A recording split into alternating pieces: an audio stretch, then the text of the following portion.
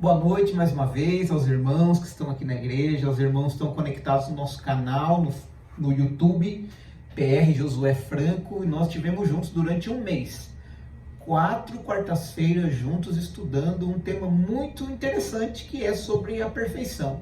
E hoje nós vamos encerrar o assunto, vamos concluir o assunto, para que a gente saia daqui com muito esclarecimento no tema. Porém, eu sei que eu não tenho capacidade de ensinar você, eu não tenho pretensão de ensinar você, mas eu sei que a Bíblia tem pretensão e que Deus tem a capacidade. Então é nos méritos de Cristo que a gente se aproxima nesta noite, pedindo que Ele seja o nosso instrutor. Bom, vamos começar, vamos falar sobre o assunto, para a gente não perder tempo, porque o assunto ele vai render um pouquinho hoje, para a gente poder entender bem sobre ele. Bom, vou falar diretamente sobre perfeição hoje. Hoje a gente só vai falar sobre perfeição.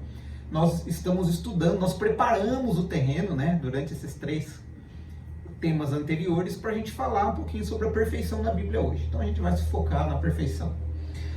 A abordagem adventista sobre a perfeição, ela começa no livro de Apocalipse. Nos textos, inclusive, aos quais os adventistas se veem retratados. Não só os adventistas, como o movimento adventista. O enfoque desse texto aparentemente está na questão de comportamento. Quer ver?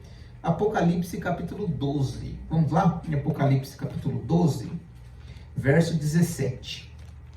Apocalipse capítulo 12, no verso 17.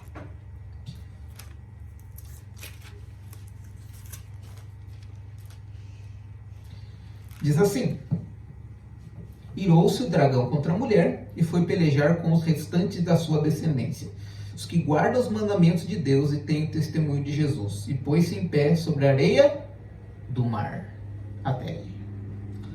Claro, o adventista, o seu movimento também, nós temos muito interesse em Apocalipse 14, né, que é as 3 mensagens angélicas.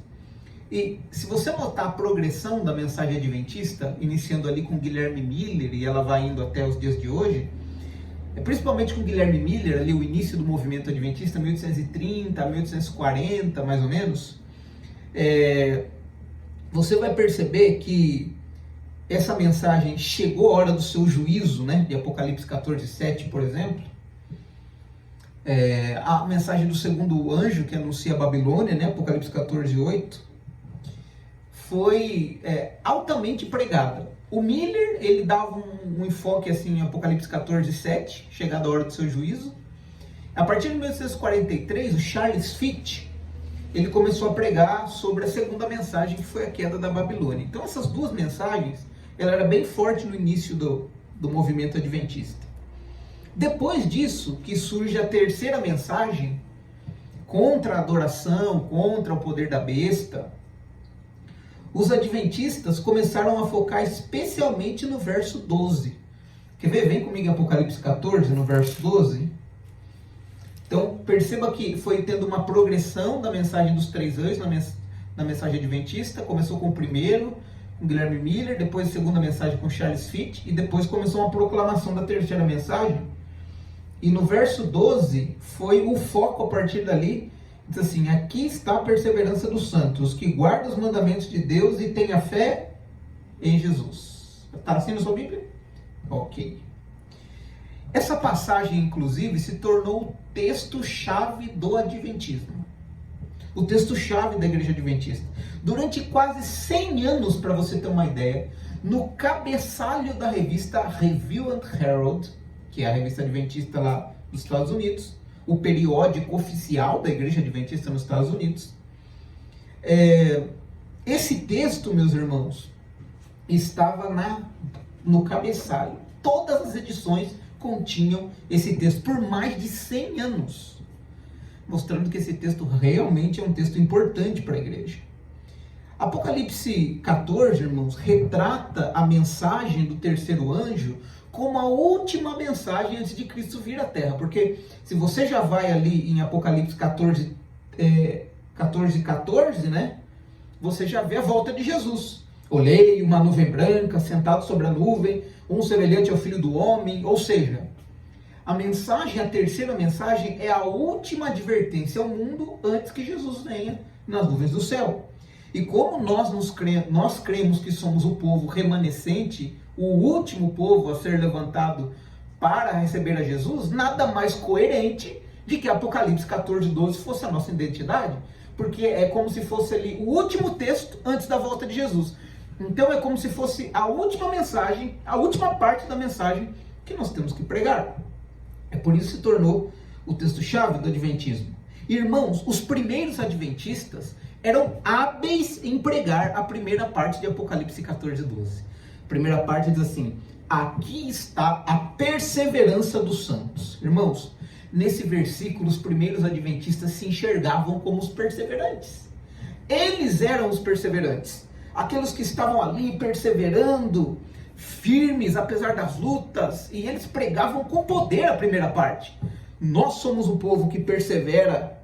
Aqueles que estão esperando pela vinda aguardada do Messias, principalmente depois do grande desapontamento de 1844, que foi muito duro para eles se achavam realmente remanescentes e valentes por estarem ali firmes, perseverando, porque Cristo em breve voltaria.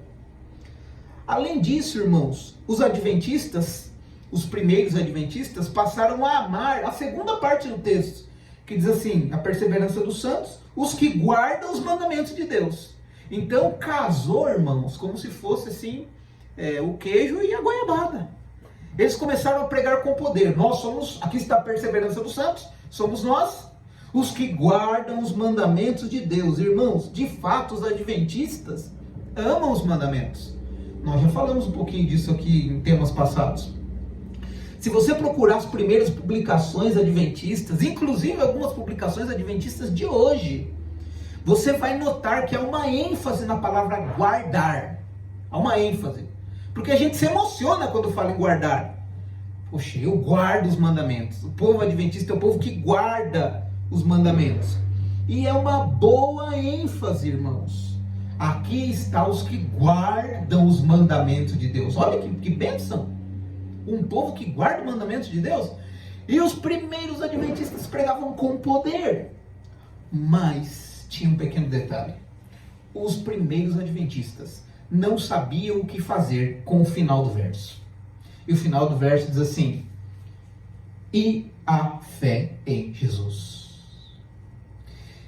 Para que vocês tenham uma ideia, a confusão foi tanta no começo da igreja adventista com o que fazer com esse verso, que no começo eles interpretavam como a fé de Jesus. Algumas versões trazem, em vez de fé em Jesus, a fé de Jesus. E o início do adventismo interpretou assim, como a fé de Jesus. E eles começaram a entender inicialmente como um conjunto de verdades que tinham que ser obedecidas. E com efeito, os nossos primeiros escritores, como Tiago White, por exemplo, e muitos deles chegaram à seguinte conclusão: bom, Deus tem os seus mandamentos, Jesus também tem os seus mandamentos. Então eles começaram a dizer qual eram os mandamentos de Jesus: batismo, lava-pés, santa ceia, assim por diante. Jesus está mandando também.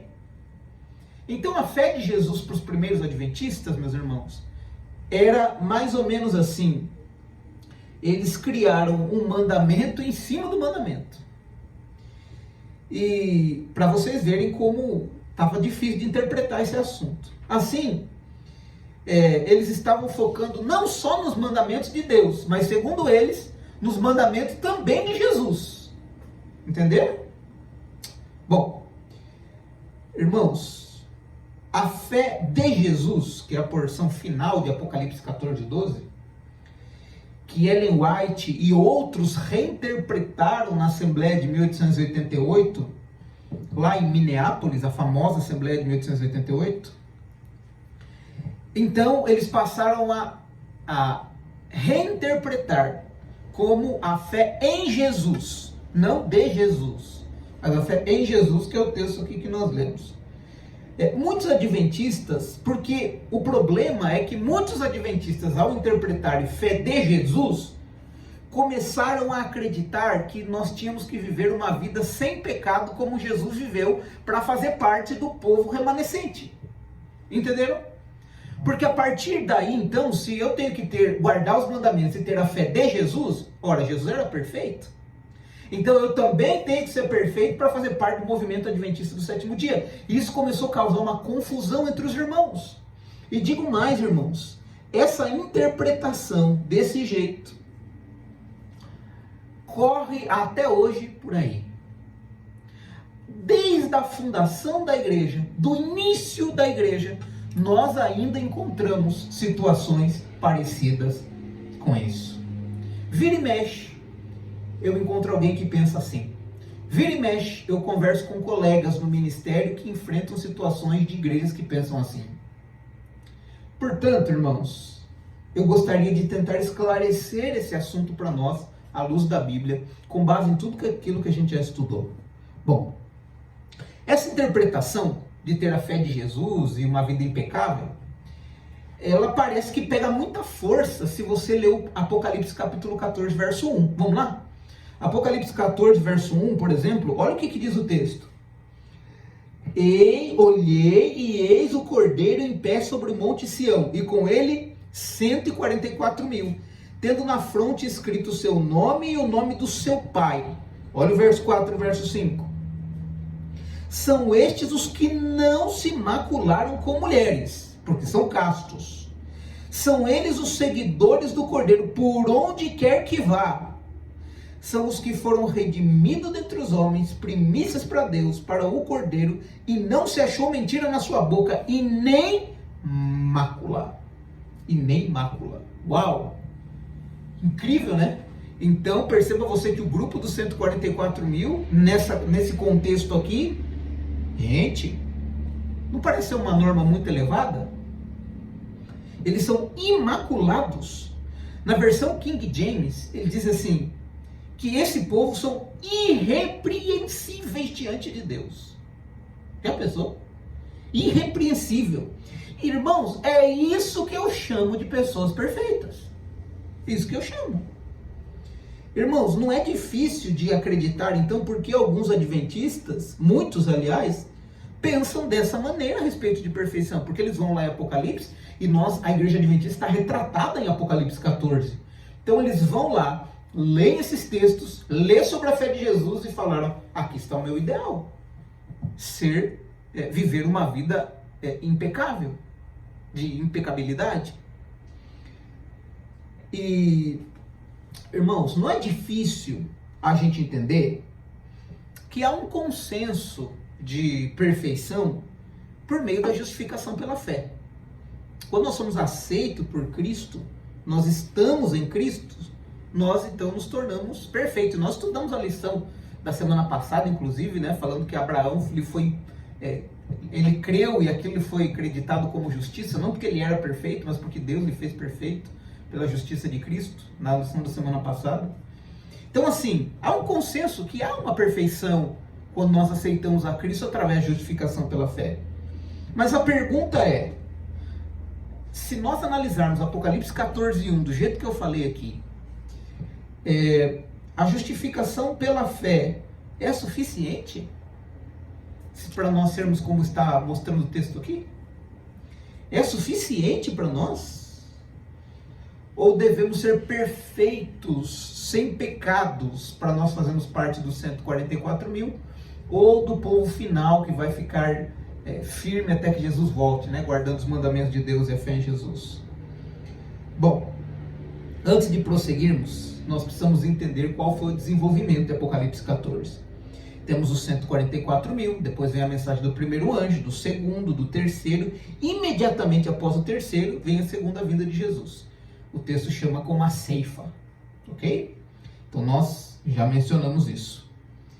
E então, querida igreja e queridos amigos que nos assistem, todos nós queremos estar prontos para a volta de Jesus. Eu creio nisso, todos nós.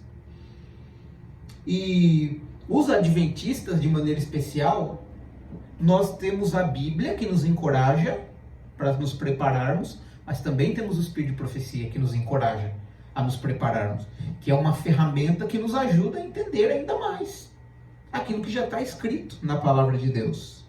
E quando nós vamos para os escritos de Ellen White, aí nós temos um texto que aqueles que defendem, né, a perfeição, o perfeccionismo ou a impecabilidade, tem um texto que é contundente sobre o assunto, meus irmãos. E eu queria ler para vocês aqui. Está no livro Parábolas de Jesus, página 68. Não é esse ainda. Diz assim, ó. Cristo aguarda com fremente desejo a manifestação de si mesmo em sua igreja. Quando o caráter de Cristo for reproduzido perfeitamente no seu povo, então ele virá para reclamá-los como seus. Olha, forte, né? E eu já ouvi esse texto da boca de muita gente. Quando nós refletirmos o caráter de Cristo, só assim ele vem buscar a sua igreja. E o que é refletir o caráter de Cristo? É ser perfeito. E, queridos, imediatamente o texto bíblico, né, muda para a cena da colheita. E essa expressão da parábola de Jesus, né, do livro, é reproduzir perfeitamente. Perceba que não é reproduzir o caráter de Cristo do jeito que eu e você reproduz. É perfeitamente todo o tempo. É isso que o texto quer dizer. Irmãos, quando os adventistas leem esse texto, muitos deles chegam quase a se emocionar. E eu fui um deles, que quando li a primeira vez, quase chorei. Falei, meu Deus, esse é o ideal de Cristo para mim. E eu fiquei emocionado, porque eu fiquei entusiasmado com a possibilidade e a tarefa dessa promessa desse texto. Ser perfeito. Eu não sei se você já encontrou alguém perfeito por aí. Às vezes eu fecho os meus olhos e fico imaginando algumas pessoas que dizem que são perfeitas. Nesse momento agora eu estou me lembrando de alguém. Ela está muito satisfeita porque ela não come carne. Ela está muito satisfeita. E ela até, se alguém se levantar e falar contra a carne no púlpito ou menosprezar, ele é capaz de se levantar e ir embora do culto. Agora eu me lembro de outra pessoa. É quase o fariseu do século 21. É um indivíduo religioso. Ele sabe exatamente qual o tamanho da pedra que ele pode carregar no sábado. Ele sabe a distância que ele pode levar a pedra sem pecar. É especialista nas leis. Ele reduz a justiça e a santidade em alguns aspectos limitados da religião.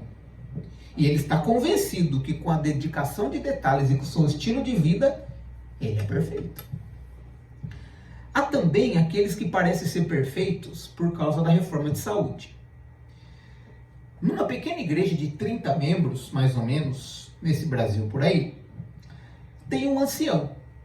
E esse ancião está disposto a levar a cerimônia da Santa Ceia para aqueles que não puderam vir à igreja. E uma vez eu o acompanhei. E quando ele serviu a Santa Ceia para a pessoa que não podia vir na igreja, ele falou que ele não tomaria. E eu, curioso, perguntei por quê. E ele falou assim, porque eu não como entre as refeições. O que significa comunhão para esse homem? Na mesma congregação, havia um homem de 1,85 m, que pesa mais ou menos 60 quilos. Ele alcança tremendas vitórias sobre o apetite, enquanto caminha na perfeita direção de Cristo. Ele até mesmo se convenceu que é errado comer cereal como trigo e aveia. Como resultado, ele uma vez me contou que sente o desejo de comer algumas coisas estranhas. E eu perguntei, como assim? Ele falou que toda quinta-feira ele cai em tentação. Ele vai na casa da mãe dele e come um pedaço de lasanha de berinjela que a mãe dele faz. E ele come e ele peca. Irmãos, um homem desse, aos seus próprios olhos, está avançando rumo à verdadeira perfeição. Porque se falar para mim que o pecado é comer uma fatia de berinjela uma vez por semana na quinta-feira, quer dizer que ele está muito próximo da perfeição. Tinha nessa mesma igreja um outro irmão. E ele tinha um ferimento. pessoa normal teria levado umas 3 semanas, mais ou menos, para ficar curado. Mas esse reformador de saúde, impecável, ainda não estava curado depois de 8 semanas, porque tinha várias deficiências alimentares. Esse foi o resultado da sua reforma de saúde, que Ellen White muito bem chamaria de deforma de saúde.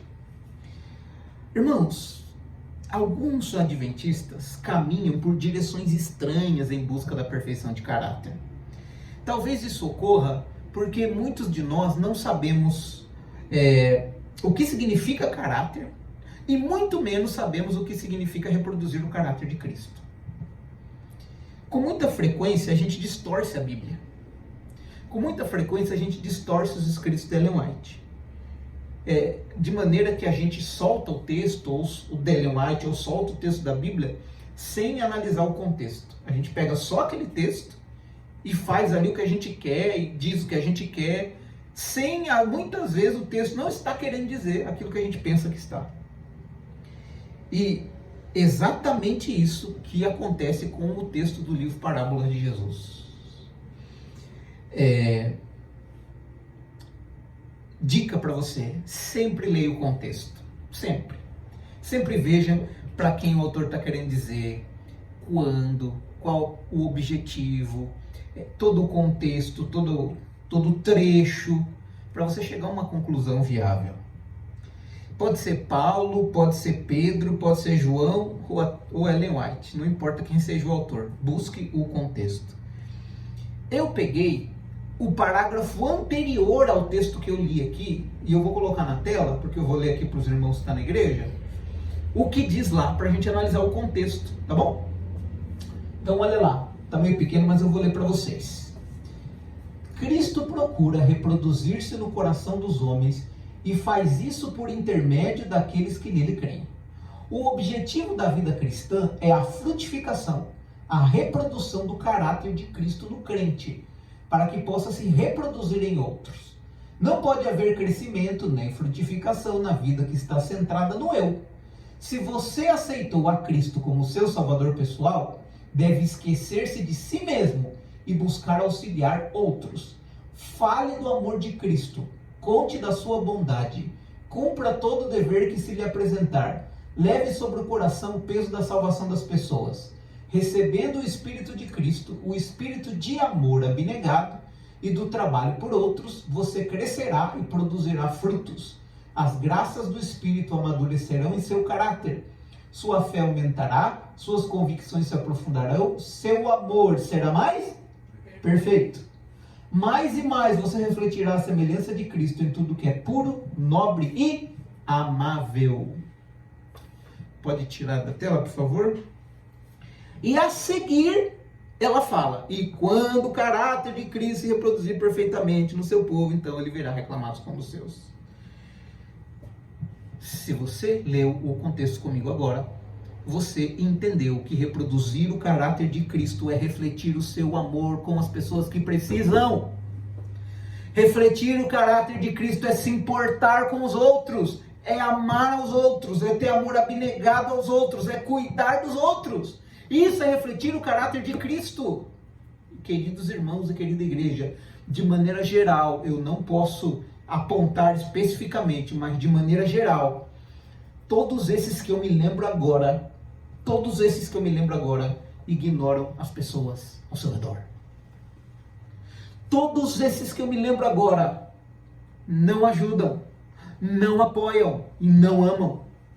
Portanto, não estão reproduzindo o caráter de Cristo.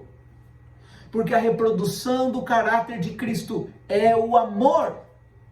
É amar as pessoas. E nós já falamos disso várias vezes aqui ao longo dessas quartas-feiras. Meus irmãos, o caráter de Cristo está centrado em um relacionamento amorável. Eu coloco o meu eu na cruz, deixo meu egoísmo lá, minhas mágoas lá, e me torno uma pessoa que ama os outros, sem compromisso, sem interesse, sem esperar nada em troca que não seja entregar a ela o amor que Cristo lhe deu um dia. Isso é o que vai fazer com que Cristo volte a buscar a sua igreja. Você está me ouvindo? Cristo voltará a buscar uma igreja que ama. Cristo voltará a buscar uma igreja que se apaixona por Deus, pelas pessoas e pela missão dela. Ame a Deus, ame a igreja e ame a missão. É isso. Irmãos, ninguém será salvo pelo que fez ou pelo que evitou. Ninguém. O cristianismo é positivo, ele não é negativo. O verdadeiro cristianismo é uma religião que nos livra da preocupação de nós mesmos ficarmos fazendo coisas para tentar a salvação, a fim de nos deixar livres para amar o próximo. Livres. Irmãos, querida igreja e querido amigo que nos assiste nesta noite, esta foi a grande mensagem de Jesus em Mateus 5,48, onde diz assim: portanto, sede vós perfeitos, como perfeito é o vosso Pai Celeste. Remova esse texto do seu contexto e você vai transformar esse texto em algo que a Bíblia nunca disse. Nunca disse. Se você ler o contexto, você vai descobrir o que Jesus estava tentando ensinar. E essa passagem está falando sobre o amor. Ali diz no verso 43, Deus ama todos. Começa ali o texto. Ele diz que Deus ama todos. Ele faz cair chuva sobre justos e injustos. Brilha o sol sobre justos e sobre injustos. O contexto desse texto bíblico é o amor, meus irmãos. Analise com calma. E aí ele diz assim, amem uns aos outros, como perfeito é o vosso Pai Celeste. Perfeito o que é o perfeito? O amor que Deus tem por nós. O amor que Deus tem por nós. Você pode amar como Deus amou? Seja sincero. Isso é maturidade cristã. E isso é a perfeição cristã. Bom, as pessoas, se não estão transmitindo o amor ao próximo, é porque elas não possuem. Se as pessoas têm o amor de Deus no coração, elas não conseguem reprimir. Elas contam para as pessoas e amam as pessoas porque o amor é o combustível que a envolve. Elas o expressarão. E a expressão do amor divino através de nós, eu chego a dizer algo, e eu quero que você esteja bem atento a essa frase, vai ser o grande critério de Deus no juízo final. O critério de Deus no juízo, meus irmãos, não é quantas vezes você veio na igreja, quantas vezes você pregou, quantas vezes você cantou. Sabe qual vai ser o critério? Mas, Senhor, aonde é que nós te vimos e não te ajudamos? Ou como é que a gente ajuda? Não, quando você fizer algo pobre, quando você fizer aquele que não tem nenhuma condição, então vocês estão fazendo para mim.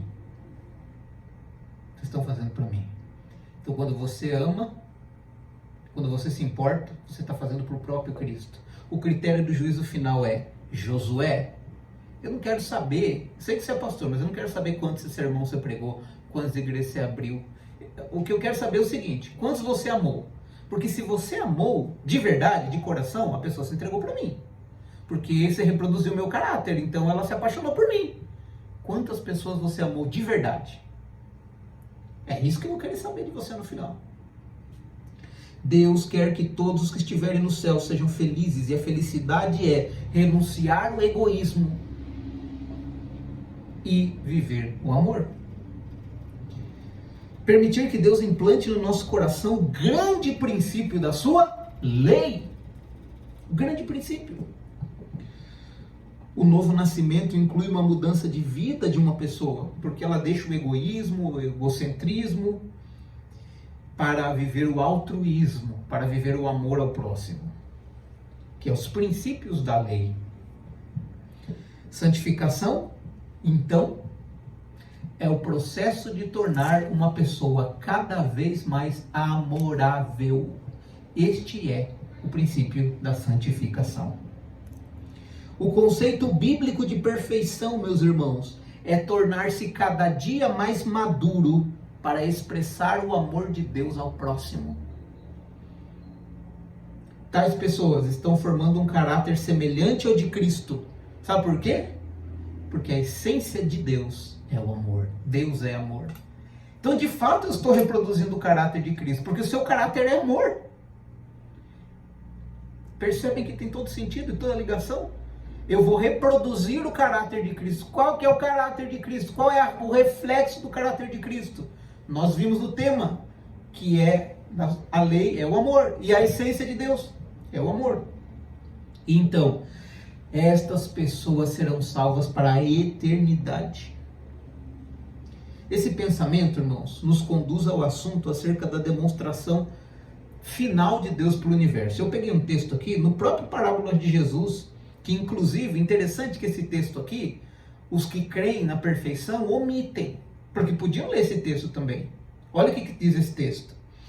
A última mensagem de graça a ser dada no mundo é uma revelação do caráter do amor de Deus. A última mensagem a ser dada ao mundo é a mensagem do caráter do amor de Deus.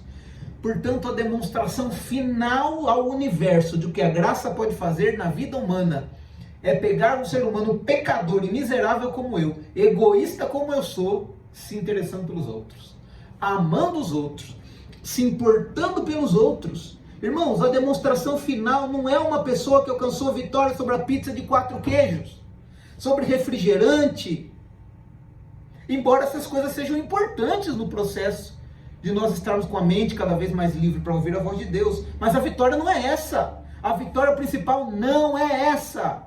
A vitória principal, meus irmãos, é refletir o caráter de Cristo. E o que é refletir o caráter de Cristo?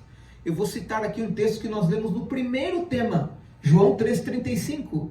Nisso conhecereis que sois meus discípulos, se amardes uns aos outros. João 13,35. Portanto, querida igreja, o amor não é apenas um ponto a qual gira o juízo. É também o ponto pelo qual Jesus se identifica com seus discípulos. O discípulo verdadeiro de Jesus é o que ama um ao outro. Então, aí está a característica de identificação dos discípulos. Ser seguidor de Cristo é ser alguém que ama o próximo e ama a Deus. Bom, muitos adventistas passam por alto esse ensino que é fundamental no Novo Testamento. Muitos têm normas, regulamentos e leis na ponta da língua. E não tem problema, isso é importante, é bom estudar, é legal. Mas não esqueça e tome cuidado para não negligenciar o grande princípio que constitui o fundamento da lei de Deus. Não negligencie, e esse é o grande perigo que eu vejo por aí. Não é problema saber, entender da lei, saber das coisas, e evitar de comer uma coisa ou fazer isso. Não é errado e é louvável. A questão é fazer isso e negligenciar o grande princípio pelo qual gira o juízo. E o que mais me assusta é os que mais defendem que estão no caminho da perfeição são os que mais longe dela estão. Isso que me assusta. E isso é que me causa espanto. E é por isso que eu estou aqui. Para dizer, façam isso, mas não esqueçam de amar. Façam isso, mas não esqueçam de transbordar amor por onde passar. A ponto de que as pessoas olhem para você e vejam que você é diferente. Em um mundo egoísta, você é altruísta. Em um mundo de mentirosos, você fala a verdade. Em um mundo de pessoas que se odeiam, você ama. Em um mundo de pessoas que falam palavrão, você fala palavras amáveis. Em um mundo de caloteiro, você paga as contas. Meus irmãos, o cristão é diferente por causa do amor. É o amor que faz a diferença. Tem uma música muito antiga por aí, que eu gosto demais, que diz assim, há uma força chamada amor. É uma força ardente de extremo fulgor. O seu amor é tão grande, que as geleiras do mundo não conseguem deter. Essa força chamada amor é o remédio e a solução para tudo que não tem jeito, seja qual for o defeito. Por isso o amor é perfeito, porque o amor é o próprio Deus. Esse hino se chama Uma Força Chamada Amor. Depois você pode buscar no YouTube, é muito lindo. Irmãos, para a reta final.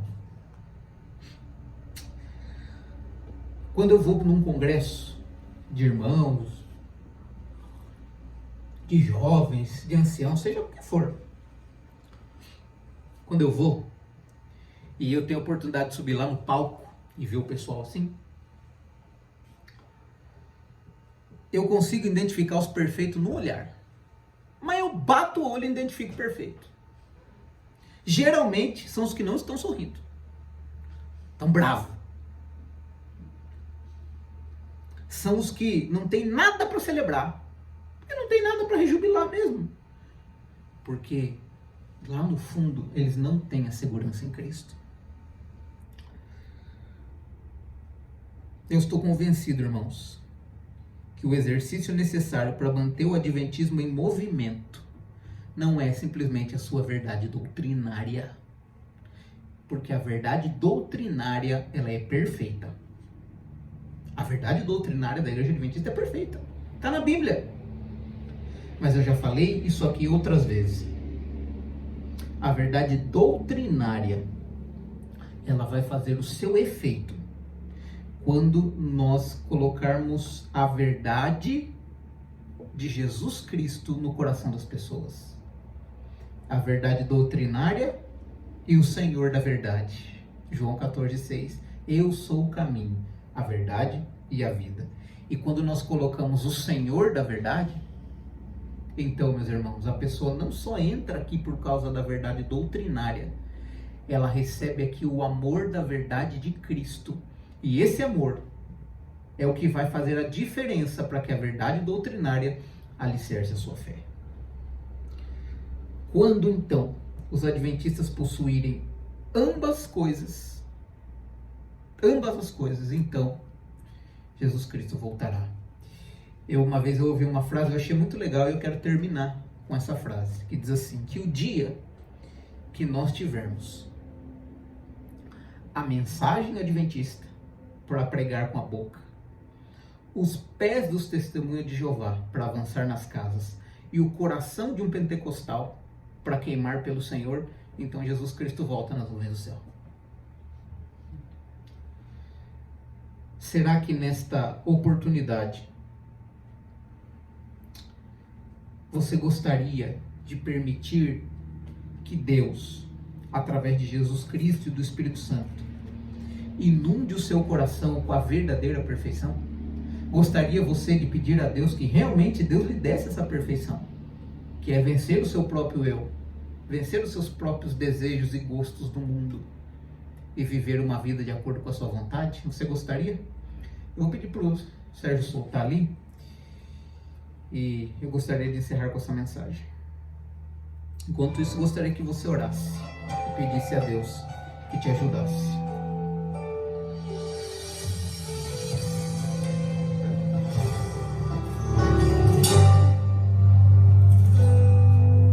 Senhor, cansado estou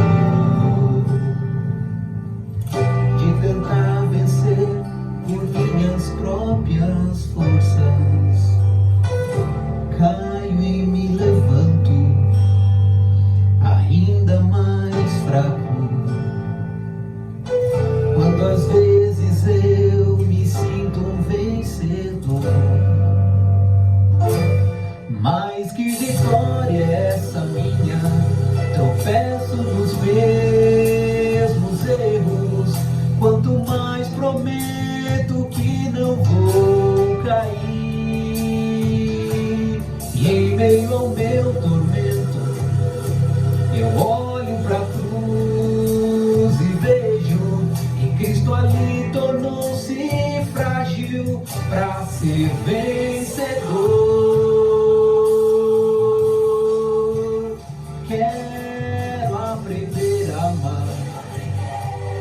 Quero confiar em Ti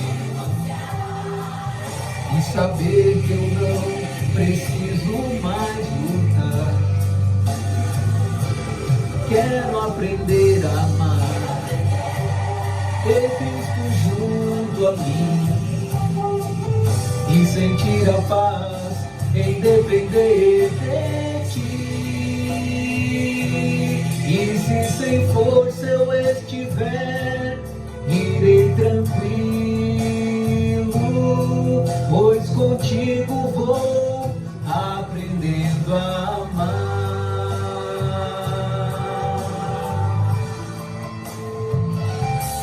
Onde ouvi que eu deveria vencer, e ao tentar lutar senti desilusão,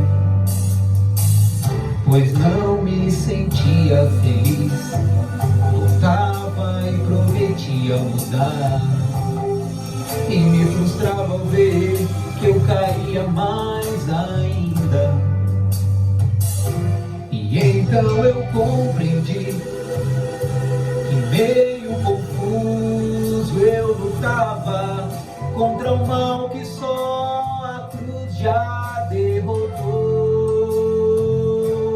Pois basta confiar, te aceitar, segurar tua mão e não deixá-la por um segundo sequer. Quero aprender a amar, quero confiar em ti e saber que eu não preciso mais lutar. Quero aprender a amar, ter Cristo junto a mim e sentir a paz em depender de ti. E se sem força eu estiver, irei tranquilo, pois contigo vou aprendendo a amar. Quero aprender a amar, quero confiar em ti e saber que eu não preciso mais lutar. Quero aprender a amar, ter Cristo junto a mim e sentir a paz em depender de ti. E se sem força eu estiver, irei tranquilo, pois contigo vou aprendendo a amar.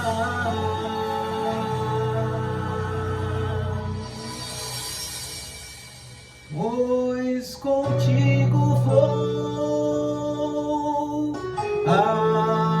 aprendendo a amar.